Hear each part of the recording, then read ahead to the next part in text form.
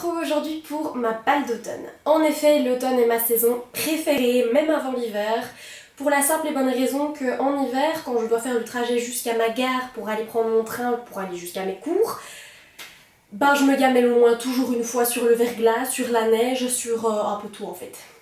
Ma palle sera constituée de 10 livres, 5 chez mon père et 5 chez ma mère, de manière à ce que je sois chez l'un ou l'autre, je puisse piocher dans ma palle.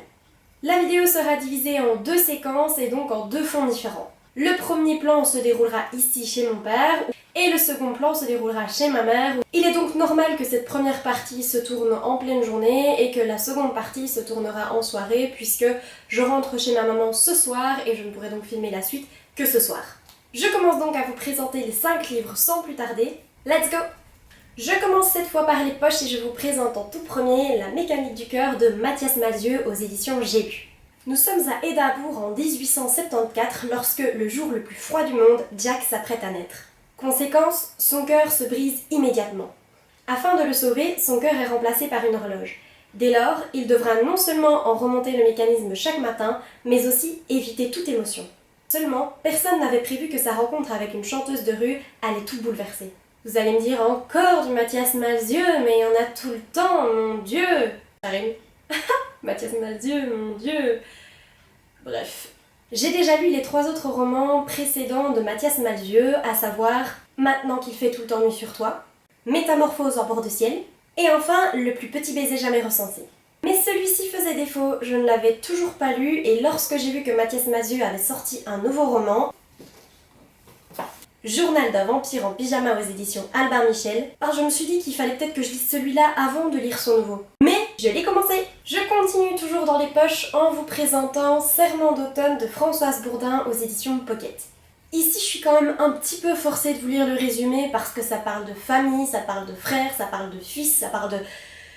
Voilà, de tout ça, et c'est un peu chaud à suivre ou à en faire un vrai bon résumé, donc je vous le lis tout de suite. Guillaume, brillant architecte, met momentanément de côté sa carrière pour se rendre au chevet de son jumeau, Robin, gravement malade. Ce qui devrait n'être qu'un court séjour s'éternise au fur et à mesure que les problèmes s'accumulent. Le paysan, chargé des vignes familiales, menace de partir et la femme de Robin, enceinte, ne s'en sort plus. L'arrivée de Ralph, le fils rebelle de Guillaume, qui vient de lui voler sa fiancée, ne va pas arranger les choses. Je vous avais bien dit non que c'était un pêle-mêle de famille. Ça va aller très très vite pour ce livre puisqu'il n'y a aucune raison valable que je le sorte, en fait, excepté la couverture et le titre.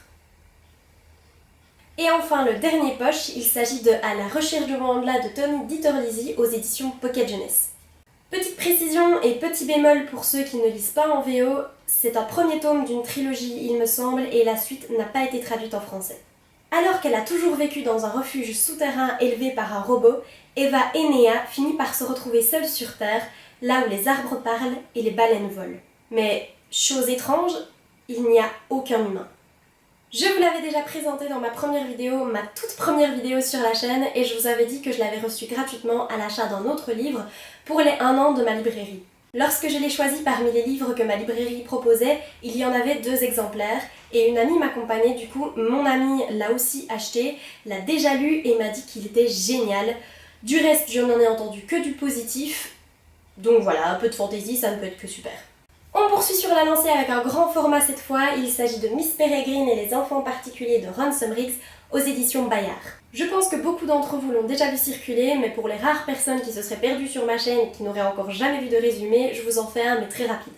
Ce livre parle d'un jeune garçon qui va réaliser, après avoir retrouvé son grand-père mortellement blessé par une créature étrange, que toutes les histoires que ce dernier lui avait racontées sont bel et bien vraies.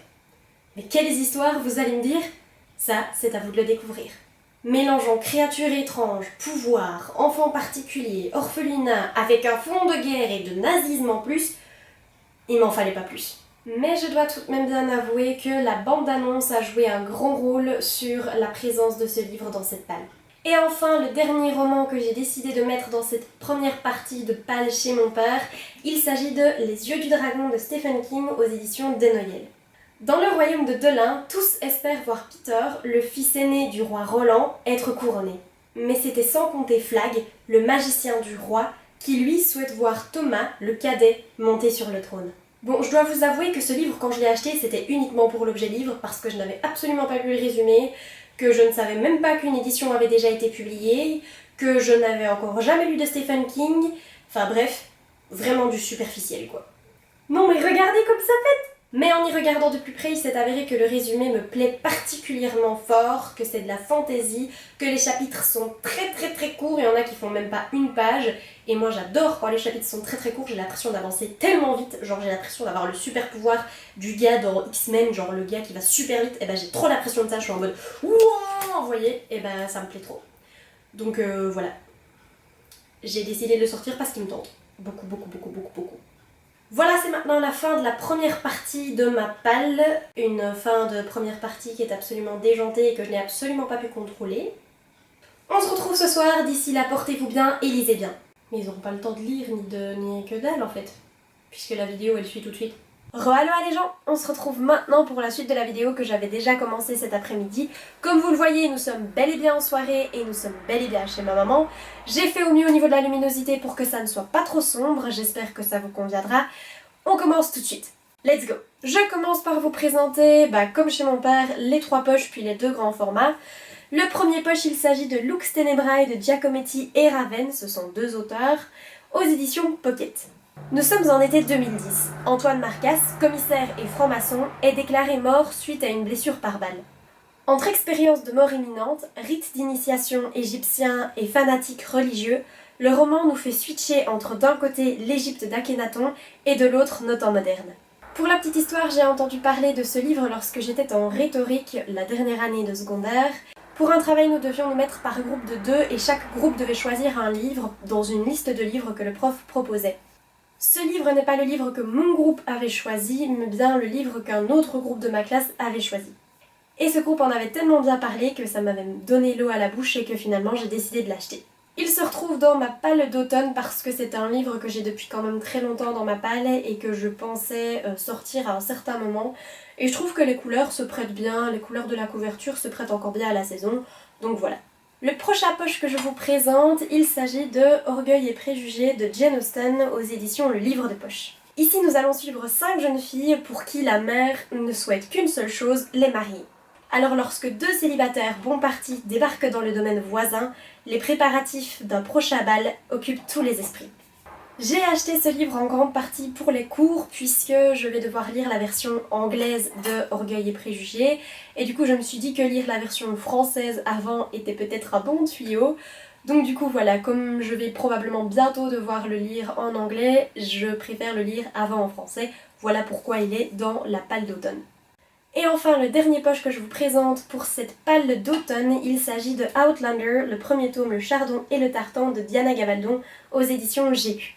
Alors que la fin de la Seconde Guerre mondiale a sonné, Claire tente de l'oublier auprès de son mari, en Écosse, là où ils passent leurs vacances. Mais ces vacances risquent de basculer lorsqu'au cours d'une promenade, Claire se volatilise au contact d'un mégalithe que la population locale vénère.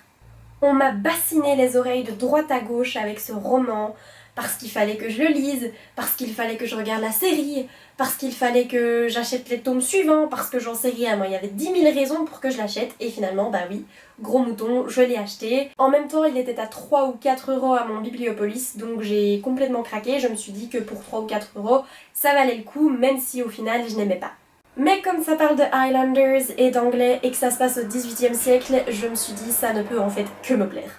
On passe enfin au grand format et je vous présente Witch Song de Amber Argyle. Ok, sans accent anglais, ça fait Amber Argyle. Mais c'est très moche.